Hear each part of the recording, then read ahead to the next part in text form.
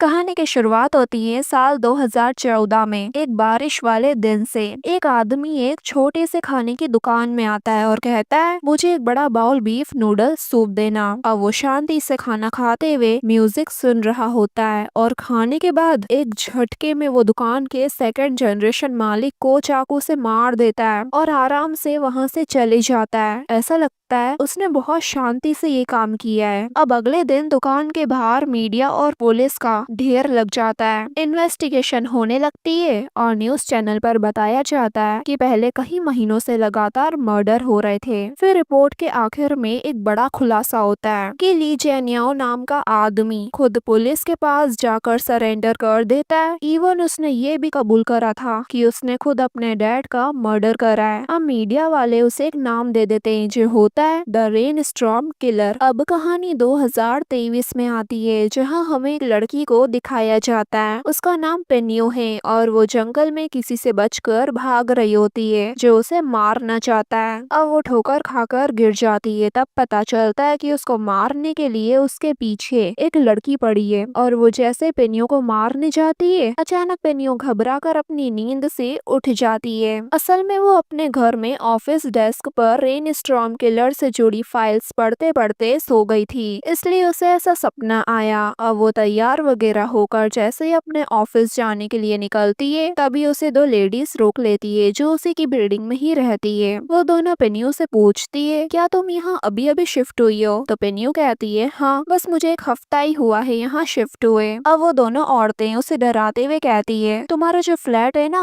वो हॉन्टेड है यानी भूतिया। क्या तुम्हें पता नहीं उसका पिछला ओनर पहाड़ पर मर गया था यानी उसका मर्डर हुआ था। अब ये सुनकर पेनियो अनकंफर्टेबल हो जाती है पर फिर वो इस बात को हल्के में ले लेती है कि अगर पिछले मालिक का खून पहाड़ पर हुआ है तो मेरा ये फ्लैट हॉन्टेड कैसे हुआ, मतलब ये सेफ है और वहाँ से चली जाती है। अब ऑफिस पहुंचकर पेनियो हॉन्टेड हाउस पर रिसर्च कर रही होती है। तभी उसके कलीग जो कि उसकी सीनियर भी है वो आके उसे काम सौंपने लगती है पर पेनियो कहती है कि डायरेक्टर तावे ने मुझे साफ कहा है कि मुझे सिर्फ जेनिया से मिलकर ही इंटरव्यू सेट करना है। और ये कहते ही उसे तावे का कॉल आ जाता है। दरअसल तावे चाहता था कि पेनियो उसके साथ चले जेनिया से मिलने बट उसे सर्दी होने की वजह से डॉक्टर ने उसे क्वारंटाइन में रहने का ऑर्डर दिया होता है, इसलिए वो पेनियो से कहता है कि तुम अकेले ही चले जाओ। अगले सीन में दिखाते हैं कि पेनियो जेल पहुंचती है लेकिन जेल का शांत माहौल देखकर ही काफी नर्वस हो जाती है और खासकर तब जब वो जेनिया को अपने सामने देखती है और जब उससे बात करती है तो बहुत हड़बड़ाते हुए बात करती है। लेकिन हैरानी की बात तो ये है कि जेनिया बहुत शांति से बात करता है, इवन वो उसे कंफर्टेबल भी फील कराता है। वैसे पेनियो हड़बड़ाहट में ये भी कह देती है कि मुझे अजीब लग रहा है, ऐसा लग रहा है जैसे हम पहले भी मिल चुके हैं जबकि ऐसा नहीं है। देन फिर वो अपना मुंह बंद करती है और सीधा काम की बात पर आती है और बताती है कि मैं फिल्म प्रोडक्शन से आई हूँ। मेरा बॉस तावे आपकी कहानी पर एक डॉक्यूमेंट्री बनाना चाहता है, तो क्या आप हमें इंटरव्यू देंगे? जेनिया पूछता है, अगर मैं मना कर दूं तो क्या तुम्हारी जॉब रिस्क में आ जाएगी? तो वो कहती है हाँ। तब जेनिया बिना सोचे समझे उसे डॉक्यूमेंट्री के लिए हाँ कर देता है बट एक शर्त पे कि मैं जिस सवाल का जवाब देना चाहता हूँ उसी का दूंगा। तो पेनियो भी मान जाती है पर फिर पूछती है, आपने इस इंटरव्यू के लिए हाँ क्यों कहा? लेकिन तभी उनके बात करने का टाइम खत्म हो जाता है और जेनिया वहाँ से बिना जवाब दिए चले जाता है। फिर पेनियो बाहर आ जाती है अपनी कजन युनचेन से मिलने और उसे अपनी और जेनिया की मुलाकात के बारे में बताती है। तो युनचेन के चेहरे पर एक अजीब सा एक्सप्रेशन आ जाता है जैसे वो उससे कुछ छुपा रही हो। देन ये दोनों जब बातें करते हुए घर जाने लगते हैं तो इनकी मुलाकात एक पति पत्नी से होती है और वो लेडी पेनियो को फल देते हुए कहती है कि शियाओ देखो ये मैं तुम्हारे लिए ही लाई हूँ। ऐसा लगता है वो थोड़ी सी मेंटली अनस्टेबल है पर किसी को नुकसान पहुंचाने जैसी नहीं है। इसलिए अब उस लेडी का पति पेनियो से माफी मांग लेता है कि सॉरी हमें गलतफहमी हो गई, हमने आपको कोई और समझ लिया और अपनी वाइफ को लेकर वहाँ से चले जाता है। पर इस इंसिडेंट से युनचेन और भी ज्यादा परेशान दिखती है। अब रात में जब पेनियो अपने घर में बैठकर रिपोर्ट लिख रही होती है तो उसे अचानक बार बार जेनिया का ख्याल आने लगता है जैसे अब वो उसके दिमाग से जा ही नहीं रहा हो। देन जब वो पानी पीने जाती है तो उसे अचानक बारिश की आवाज सुनाई देती है। वो खिड़की खोलकर देखती है तो बारिश तो हो ही नहीं रही होती। फिर वो टेबल पर क्लैर डी लूना म्यूजिक की सीडी रखी हुई देखती है। तभी अचानक से एक लड़का आकर उसे पीछे से हक कर लेता है। पिनियो बस उसको ध्यान से देखने लगती है। फिर दोनों धीरे धीरे एक दूसरे के करीब आते हैं और किस करने लगते हैं और फिर दिखाते हैं कि वो उस लड़के के साथ एक ही बिस्तर पर है। तभी अचानक एक आवाज आती है, श्याओ उठो। अब पिनियो अपनी नींद में से शॉक होकर उठ जाती है। तब उसे रियलाइज होता है कि वो तो जेनियाओ के साथ सेक्स ड्रीम देख रही थी। अब वो घबरा कर वॉशरूम जाती है और फिर अपना चेहरा धोती है, पर तभी उसे शीशे में अपनी जगह एक स्कूल यूनिफॉर्म पहनी हुई उदास लड़की दिखाई दे रही थी, जिसे देखकर तो उसके होश उड़ जाते हैं और वो चीखते हुए अपनी कजिन को आकर इस बारे में बताती है। बट जब वो देखती है तो शीशे में वो उदास लड़की थी ही नहीं, बल्कि इन दोनों के ही चेहरे दिख रहे थे।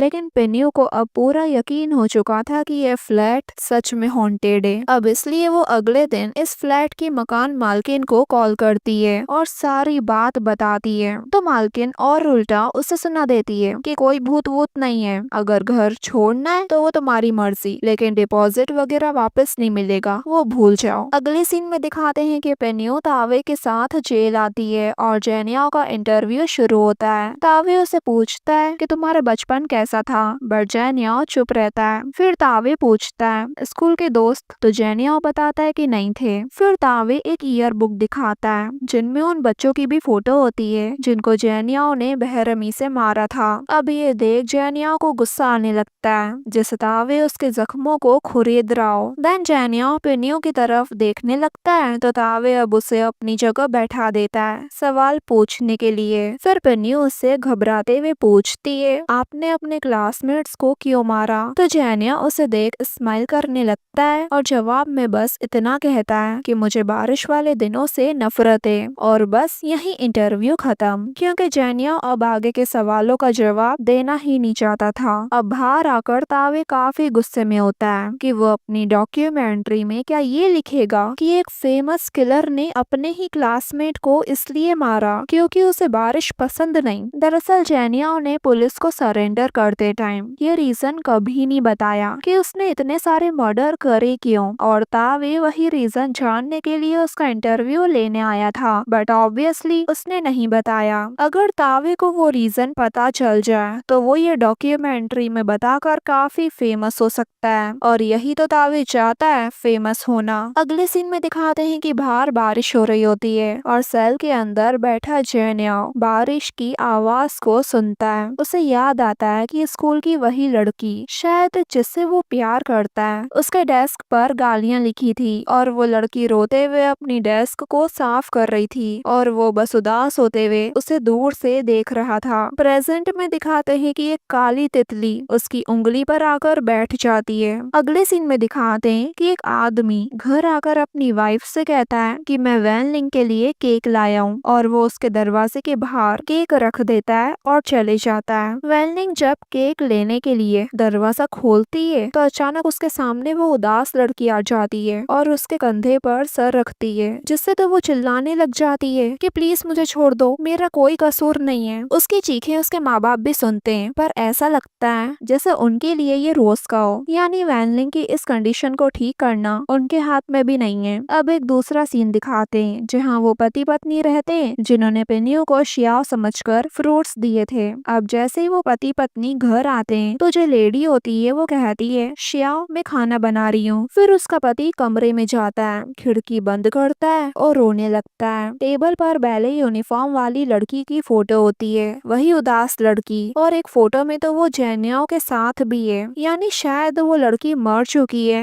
और उसकी आत्मा भटक रही है और उसकी मौत अभी भी उसकी मॉम एक्सेप्ट नहीं कर पाई है। अगले सीन में दिखाते हैं कि जब पिनियो तावे के साथ बारिश में डॉक्यूमेंट्री डॉक्यूमेंट्री के लिए बारिश वाला सीन शूट करने आई होती है, तो तब भी उसे वो उदास लड़की दिखती है। लेकिन जब वो घबरा कर तावी को दिखाती है उस तरफ, तो वो लड़की फिर से गायब हो चुकी थी। अब ऑफिस आकर वो वही बारिश वाले सीन वाला वीडियो देख रही होती है, जिसमें वो उस उदास लड़की की तरफ इशारा कर रही है, लेकिन वहाँ कोई भी नहीं है। देन वो अपनी कजिन यूचैन को कॉल करती है और बताती है कि मैंने फिर से उस लड़की को देखा। तभी अचानक वही उदास लड़की उसके सामने आ जाती है और कहती है कि क्या तुम मुझे ढूंढ रही हो। और इसी मोमेंट पर ये पार्ट पूरा होता है गाइस।